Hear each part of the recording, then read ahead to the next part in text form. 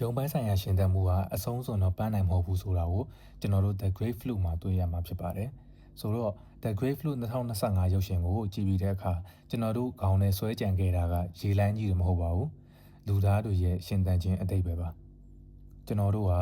ဘေးအန္တရာယ်တစ်ခုကြုံလာရင်ခန္ဓာကိုယ်ဘေးကင်းဖို့လုံခြုံတဲ့နေရာတစ်ခုစီရောက်ဖို့ပဲအသေးအတန်ကြိုးစားကြပါတယ်။ဒါပေမဲ့ဒီကားကပေးခြင်းတဲ့သင်ခန်းစာက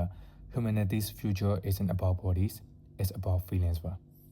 ခန္ဓာကိုယ်ရှင်သန်နေုံနဲ့လူသားဖြစ်မလာပါဘူးတကယ်လူသားဆန်မှုဆိုတာ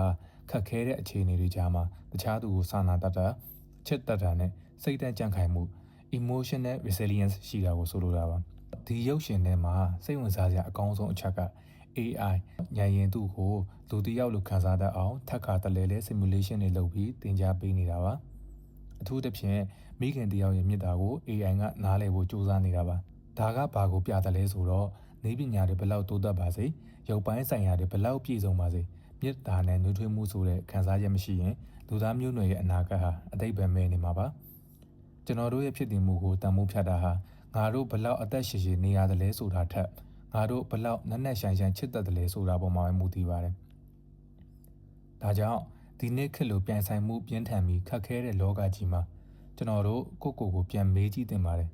ငါတို့ဟာရှင်တန်ဖို့အတွက်ပဲအပြေးလွှားလုပ်နေရင်းနဲ့ဘေးနားကလူကိုစာနာဖို့ကိုချစ်ရတဲ့လူတွေကိုစာနာဖို့ empathy မေးလျော့နေပြီလားဆိုတာကိုပြန်တွေးဖို့လိုပါတယ်။ The Great Flu ကပေးတဲ့သင်ခန်းစာရှင်းပါတယ်။အနာဂတ်မှာအောင်မြင်သူဆိုတာအသက်ရှင်ကြံ့ရည်သူတွေကိုမဆိုလိုပါဘူး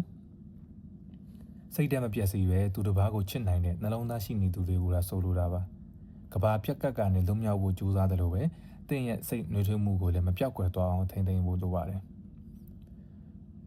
ရှင်တန်ခြင်းဆိုတာအသက်ရှူနေရအောင်လည်းမဟုတ်ဘူးခံစားတတ်ဖို့လည်းလိုပါတယ်